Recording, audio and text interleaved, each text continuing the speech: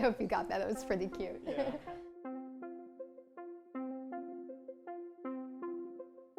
Hi, Erin Watkins. I am a volunteer for STAR, I'm a foster for STAR, and I'm also the volunteer coordinator. And this is Freddie. So people think when you are adopting a bird or rehoming a bird, it's coming from a really bad situation. Sometimes it is. A lot of times it's not. I've had birds come that are extremely loved and treated extremely well their whole lives, but for whatever reason, their owners cannot care for them anymore. A parrot is rehomed an average of 7 times in their lives. They are incredibly complex, emotionally, physically, and they have incredibly long lifespans. So there's definitely a need for avian rescues. We really look to not just adopt out, but to match make. So to find somebody who is equipped financially, mentally, physically, to provide these birds with the longevity and the great homes that they need. And you'll hear stories from bird owners too. Sometimes it is love at first sight.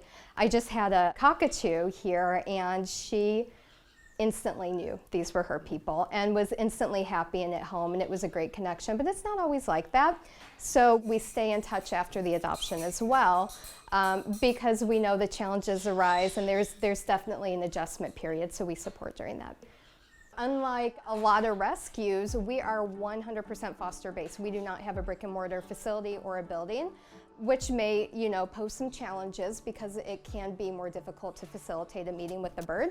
But it's really intentional for us, and the benefit is that we look at having a bird in the home as part of the rehabilitation process. So we're not just gonna put a bird in a cage and wait until they're adoptable. We are going to work with these birds. We're going to assess behavior.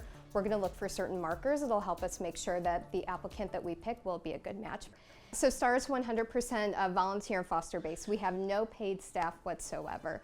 And just like a business, we need help with everything. Bookkeepers, event management, marketing, IT. We've got a website. We have databases of animals that we have available and people who help us. So we're always looking for help.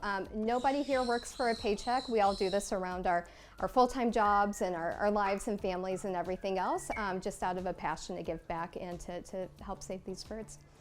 I think a great place to start would be staravian.org, our website. We've also got an amazing social media presence as well if you want to get more information just about birds in general or birds that we have available for adoption. You can find us on Instagram, Facebook, all the things, LinkedIn, just about everywhere.